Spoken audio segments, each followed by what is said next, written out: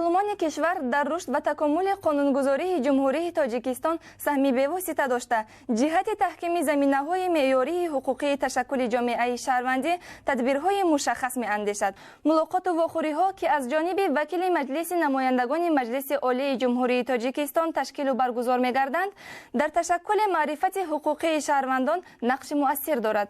гузориши мо аз ин мулоқот. санаи 16 сентябр дар донишгоҳ мулоқоти вакилони парлумони кишвар бо устодони донишҷӯёни боргоҳи илму маърифат баргузор гардид. онро бо сухани ифтитоҳӣ мудири шӯъбаи рушди иҷтимоӣ ва робита бо ҷомеаи дастгоҳи раиси шаҳри Хуҷанд Мирзоқосим Каримов ҳусни оғоз бахшид. сипас назди ҳозирин вакили маҷлиси намояндагони маҷлиси олии ҷумҳурии тоҷикистон Абдураҳим Холиқзода сухан намуда изҳор дошт ки дар ин рӯзҳои барои сокинони кишвар фараҳовар таҷлили 25-солагии истиқлолияти давлатии ҷумҳурии тоҷикистон вакилони парлумон ба сафари шаҳру ноҳияҳои кишвар баромада бо интихобкунандагони хеш мулоқоти самимӣ доир намуда истоданд. Гулбаҳор Назирӣ вакили маҷлиси намояндагони маҷлиси олии ҷумҳурии тоҷикистон низ ба сухан баромада аз дастовардҳои мардуми мамлакат идомаи 25 соли соҳибистиқлолии кишвар изҳори андеша кард. Мавсуф қайд сохт ки истиқлолият арзиши азизу муқаддас дар ҳаёти ҳар як шахси огоҳ ва шарти муҳимтарини зиндагии шоистаи сокинони тоҷикистон мебошад. дар интиҳои мулоқот меҳмонон вакилони маҷлиси намояндагони маҷлиси олии ҷумҳурии тоҷикистон ба суолҳои ҳозирин посухҳои мушаххас доданд.